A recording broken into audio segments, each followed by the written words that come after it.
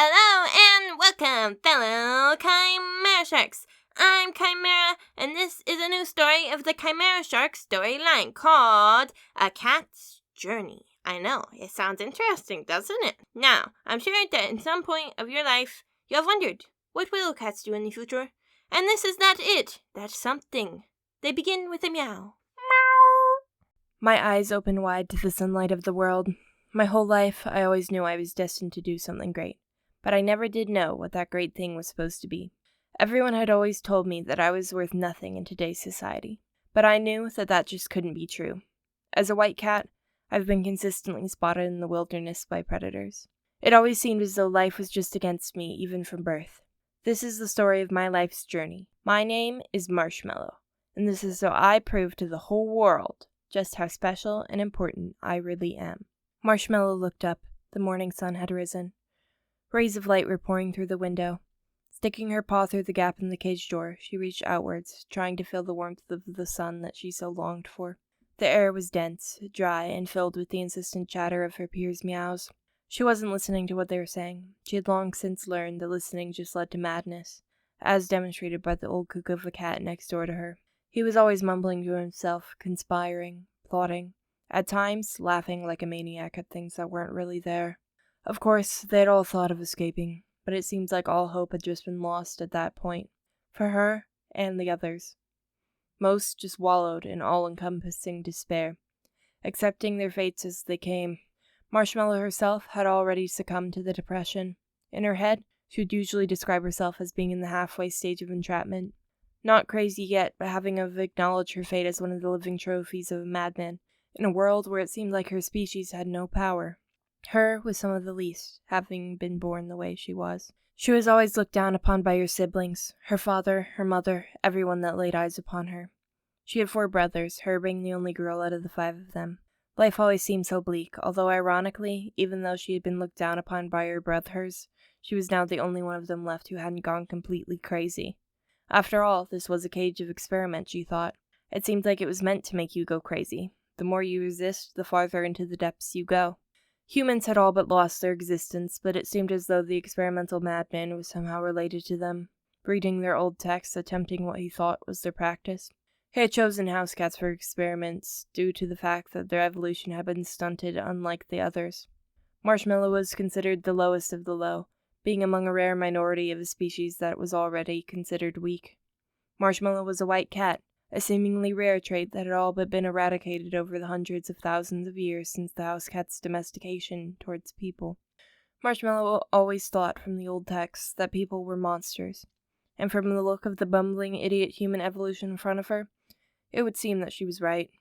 Animals were always bad, but this was much worse. The facility she was in was large, at least from what she could tell from the outside, and only filled with cats. The perfect prey. No one would care about them, and therefore would do nothing to help. The cats inside knew this, and it's part of what made the torture more painful for her and all the other cats. Sometimes she would sit there thinking, why leave? No one cares. But she knew that at least in that world she could try. She could try to make a difference. The experiments done to her had increased her lifespan and brain power. It had increased all of their lifespans and brain power, and that was what made being stuck there even worse. She knew that if she wanted a life worth living, she would have to do something. But it all seemed so out of reach, much like the sunlight she stretched towards every morning.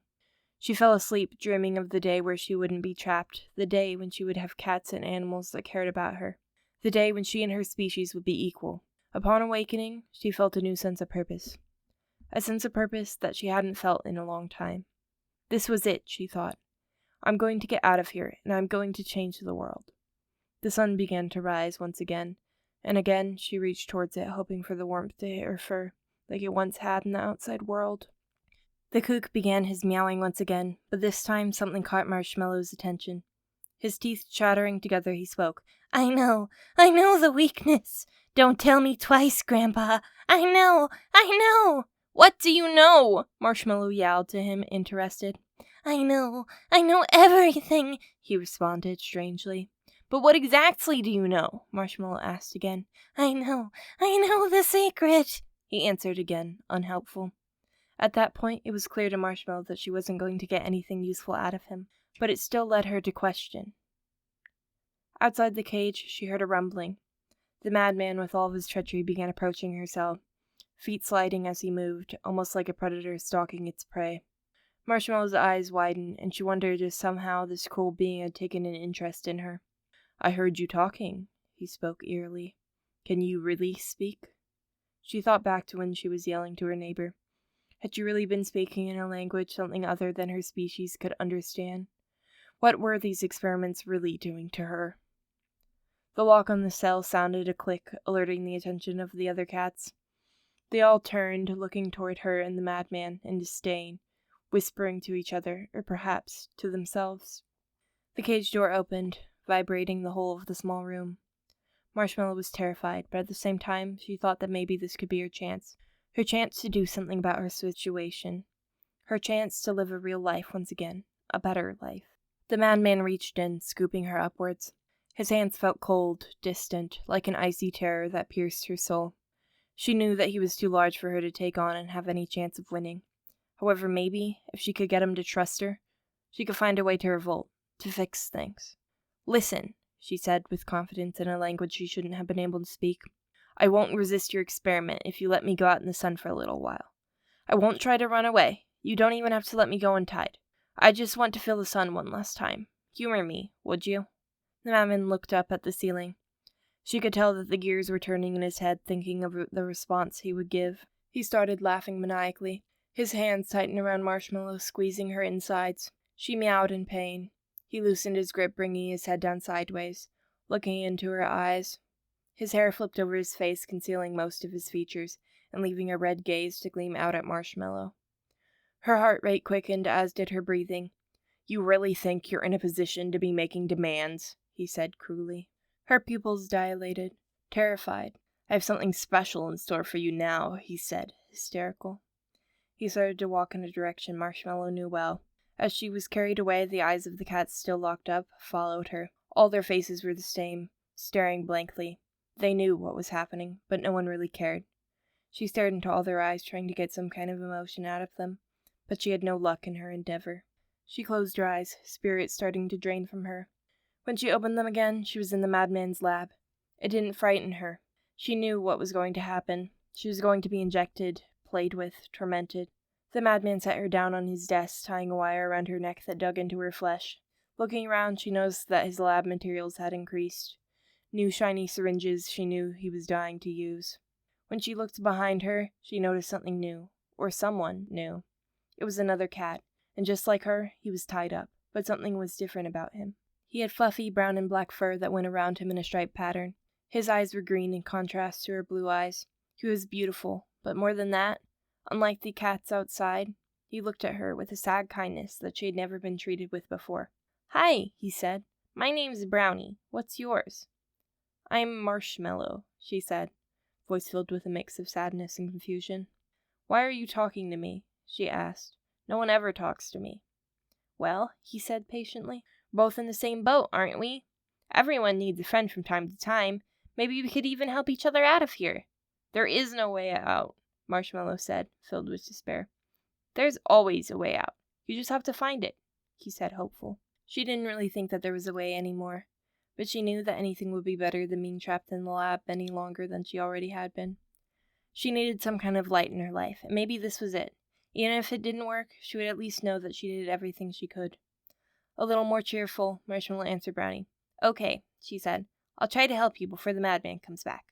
I don't know if it will be of any use to know this, but ever since my last experiment, I've been able to speak in just about every language."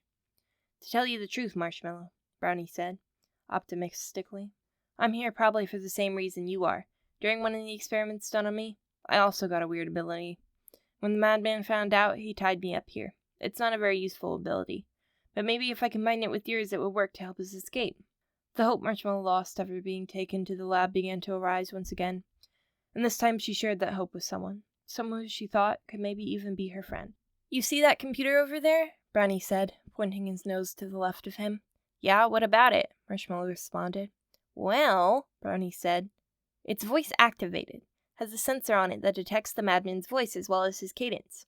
I was thinking that if you pretend to talk like the madman, then maybe we could tell it to turn the devices or wires are on, and maybe then that would snap it, and we could get out of here. Okay, she said. But I don't sound like the madman, even if I were to match his cadence. That's where I come in, Brownie said proudly. I'll change your voice. You just focus on shifting your tone correct. You'll see, something will happen. Marshmallow began speaking louder, attempting to match the madman's way of speaking. It didn't sound perfect, but she thought that maybe it would be good enough. Her voice started to shift from its natural high-pitched, elegant frequency to a raspy, deep growl of a sound that didn't match her at all, or the madman. The lights in the room turned red, and she heard footsteps by the door, quickening as the alarm became more apparent. They had triggered something, and it wasn't good. Marshmallow noticed that the madman wasn't carrying his usual numbing equipment that subdued the cats. He had come running back due to the alarm being set off and probably didn't have time to prepare what was needed. No one had ever fought back against him before, because he always seemed to have something concocted to stop them. But maybe now that he was unarmed, she could do something. The madman walked towards Brownie, face enraged. Brownie's face and body language told Marshmallow that he was terrified. Brownie had walked backwards, up until the wire wouldn't let him anymore. He was crouching, his back arched and fur standing up. The madman took a deep breath and then continued to punt Brownie across the room, his small figure flying. Marshmallow screamed. Brownie was knocked out and his wire was snapped. The man shifted directions, saying nothing in a cold glare. Marshmallow could feel the anger welling up inside of her. He had hurt the only animal she ever knew that showed her any amount of kindness, and he was going to pay for it. The madman continued a slow walk in Marshmallow's direction, eyes gleaming with a hunger to hurt. Marshmallow unsheathed her claws, bracing for him to come into her vicinity. When he finally stepped inside her circle, she leaped, jumping onto his arms, digging in her claws. He screamed, but she didn't stop. She had endured years of torture, and now she was going to escape, with Brownie. Her momentum from the jump came to a stop. She prepared herself for another leap, keeping her balance while the madman tried to shake her off. The time had come. This was her moment. And this time, no one could say she was useless. She sprung up, twisting her position in mid-air to land on the madman's skull, raking his right eye. She could feel as her claws sank into his flesh. On the outside, he felt cold, but his blood was warm as it oozed out of him. Calming herself, she leaped onto the floor, running to Brownie, and saying, "We did it! We did it, Brownie! We can go now! We can set everyone free!" Brownie was still, almost lifeless, but to Marshmallow's relief, she saw the rise and fall of his chest, breathing. She licked him on the top of his head, happy that he was alive. He rolled over to look at Marshmallow and said, "See? It wasn't hopeless. There's always a way. You did it, Marshmallow. You saved the day." A few weeks later. Marshmallow looked up. She was outside sitting atop a fence next to Brownie, smiling as the sun rose, sending warmth into both her and him. She had done it. She had freed all the cats, defeated an evil scientist, and finally had made a real friend. A wonderful friend, with all the hardships she had gone through. Ever since everyone escaping thanks to Marshmallow, there seemed to be a lot less talk about how horrible she was. Of course, some still had their opinions, but she didn't let that get to her. She knew her worth, and that was all that mattered. She was finally happy. She accomplished something great, just like she always knew she would. She was discovering some new urges to knock things off of countertops, along with discovering herself and who she wanted to be.